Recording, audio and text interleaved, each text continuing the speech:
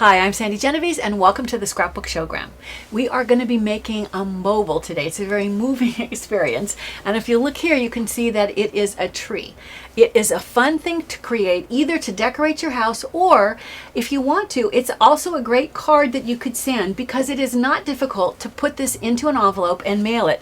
If you look here at the one that I've got, here is just a regular, it's a number 10 size envelope, and I'm not going to take the mobile off of the stand, but you can see how it just collapses onto itself so that the whole thing very easily would fit into this number 10 size envelope. When you look at the layers, if I have them all lined up at once, I don't know if I could ever get them all lined up, you can see that basically the tree itself is just a triangle. And then I have a base for the tree at the bottom, and then I've got a star on the top. And if you look all the way at the top, there's even like a tag that gives me someplace to put a holiday message. And if you're sending it in the mail, you're going to want to sign it or put a signature or something on the back, so I've got my name on the back. Now, I mentioned that the tree itself, it's created out of a triangle.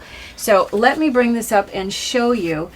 This is a triangle, and if you start with the size paper that I started with, this is the easiest way to do this. Basically, my paper is 8 inches wide and it's 8 3/4 inches tall. When you have your paper cut to this dimension, then what you do is you mark the middle of the top. And wherever that middle is, you then lay your ruler down and you draw a line from the middle to the bottom corner on one side and from the middle to the bottom corner on the other side. That gives you the triangle shape. Then all you need to do, once you've cut out that triangle, is to divide it into sections. So in order, if you want it to match mine, my first line is 2.5 inches down from the tip of the triangle. So my first triangle is 2.5 inches down from this midpoint at the top.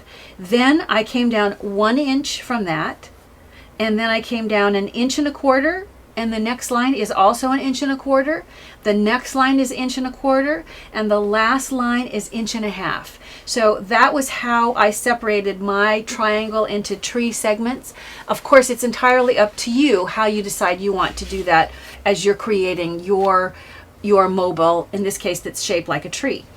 Once I've done this out of this kind of this deep shade of green, you repeat the exact same process out of either another shade, the same shade of green, or I did mine out of a complementary shade. So I have this kind of mossy green and then this sort of dark green or forest green. And that's, you want 2 triangles and you want to cut them into these segments out of both of those colors. Now I've got them sitting here. Let me bring this up and I'll show you. Here is the mossy green, and I've placed each of the segments back together so you can see that it started out as a triangle. And then I've taken the deeper shade of green and I've just embellished it. And if you look closely, I've done something that's going to make it easier for me when I get ready to put it together. And that is, I've created patterns where I'm able to kind of mark the middle of each strip. By putting 3 of these stripes here, I know that the middle of this stripe will be the middle of this bottom section. If you look at the next one, it's a row of 3 dots. I know that the middle of this is going to be the middle of this strip. I've got just one little narrow stripe in the middle of this one. This design is set up so that this middle circle is the middle spot. The only one that I actually still have to kind of eyeball is this one. This one, I can line it up with the tip of the triangle. When I start to place the layers together with the thread in the middle, if you don't want it to be cattywampus and to kind of be lopsided, you want to make sure that the thread is sitting in the middle of each of those strips. This is doing the mossy green color with the accents out of the deep forest green.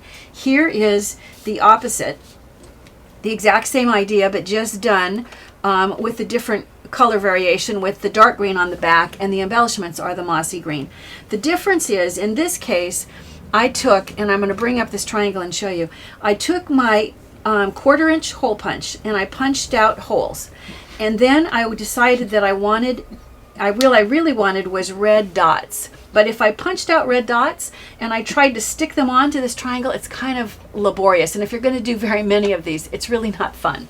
So it's quicker to just punch the holes and then just cut a matching triangle out of red and glue it behind, and that way the red shows through, and that gives you what looks like the red polka dots on the top. The final element at the top is a star, and let me show you, you have two options here. You can put a star on this one and a star on the other one, and they'll just kiss together. Or you can make the star dimensional simply by cutting doubles. So if you start with the edges of the star, you just want to align them so that they line up. So even though this is not a symmetrical design, I can still use it. If I place this and I fold it in half, and I fasten and I fold this one in half, and I just stick these two edges together, and then I will bring up another star, and I'm going to fasten this to the one that lines up. I would fasten that down. I'm going to fold this one in half because I'm not actually gluing this. It's kind of wanting to move around in me. And then I would take the final one and it will fit in there so that you have the four together. You're going to want to do this down here once you have the thread and you're attaching the thread in the middle of those layers. The easiest thing is to just do the double, and that's what we'll make on the one today, because if you're making a lot of these you might want to go with the simpler route. But I wanted you to see how you could do, if you look at this one here, how you could create this extra dimensionality if you so choose. Now, you want to start, I find that it's easiest to start with the bottom. You probably could start either the bottom or the top. I have thread, and my thread is just not quite, it's just a little bit shy of 2 feet long. And I went to the to Joann's, and because they have a fabric section, and instead of buying regular thread, I bought the thread that is made for buttons because it's extra sturdy. They also have quilting thread that's extra strong because I want to pull this out every holiday and use it. I want this to be really sturdy. So what I'm going to do is I'm going to take the base, and I've cut it out of red, and I've cut it on the fold so that instead of having to layer the two together, all I have to do is fold it in half. That means that when I place my adhesive inside, and I always tell you want more, this time you really want solid adhesive. I'm not going to stop to do solid adhesive, but you're going to want a lot of adhesive in there.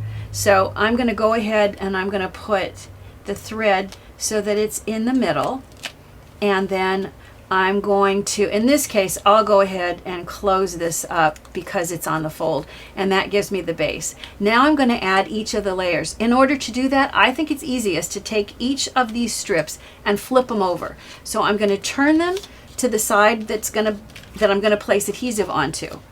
And the only thing about this is that makes it so that I can't see the middle section, but when I actually start putting the other layer together, then it will show. Now, you're going to want to put solid adhesive. I am making this faster. I'm only putting adhesive in the middle. Well, I'll put a little bit on the ends just to make sure that it doesn't come loose as I hold it up so that you can see. But in this case, I would put adhesive over the whole thing. If you're lucky enough to have a Xyron machine, then you can just run your paper through the Xyron so that you have solid adhesive even before you start. And then I'll put adhesive along the red as well. I'm going to worry about the star after I get these layers in. So after you fasten and close this, it's time to lay the string down. Now, logically, it would seem like the easiest thing to do would be to place the string down on all of these and then go back and put the layer over the top. However, with adhesive on all of these, it really wants to fight you. It wants to stick to your hands and everything else. I find it easiest to do one layer at a time. So I am going to just move a few of these out of the way, and I'm going to bring them in as I need them because now they're all sticky. And I'm just going to do each layer. So if I set this down and I bring this to where I think is the middle, when I bring the second piece over, it's very easy to tell. Remember, you've got adhesive here, so you don't have to put adhesive on this side.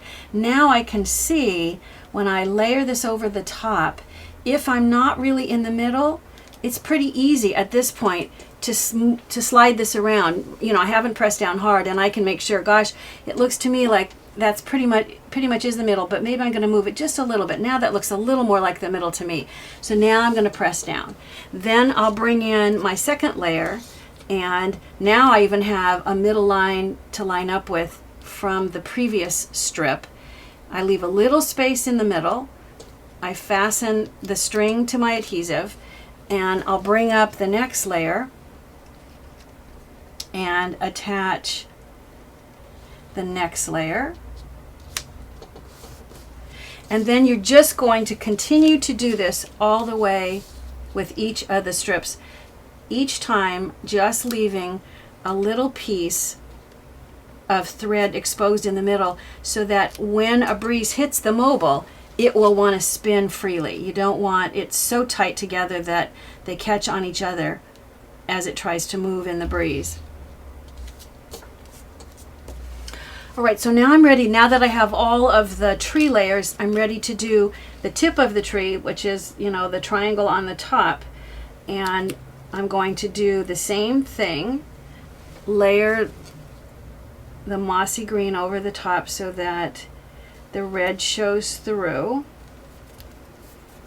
And if it bothers you to see the string, because you can see through, you can maneuver that around a little bit. But I want to get to the part where I show you how to attach the star.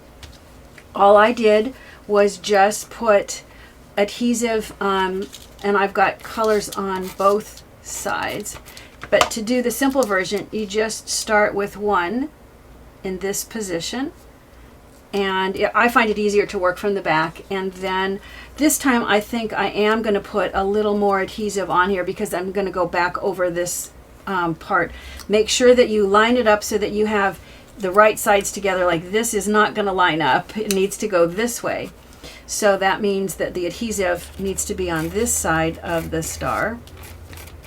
So this just is like double adhesive. I'll use the tweezers so that my hands aren't too much in the way, and you can see that you're just going to line it up with the other star in order to get that embellishment. And then you're going to come up and take the tag that I've just embellished with a tree sticker, and I'm going to put it through. This particular die cut happens to have a hole in it, but if you use one that doesn't, or if you just even cut out a square or something on the paper trimmer, you can punch a hole with it. And I'm just going to go back and tie a knot through this heavy duty thread in order to hang this. You could do two tags and sandwich the thread in the middle again, but this I think is a really sturdy way to finish this off. So you can see that it makes this fun shape, and when you bring it up, how fun it is the way it moves in the breeze. And remember, it's very easy to take this, and let me show you now that I have one that's loose. All you have to do is just stack the layers. Remember, there's a little bit of thread in between each one. See how simply this whole thing will now slide into a regular number 10 size envelope, so that this could go through the mail and you could send this to anyone. I think you're going to be surprised at how easy this mobile is to make. You might even say it's tremendous.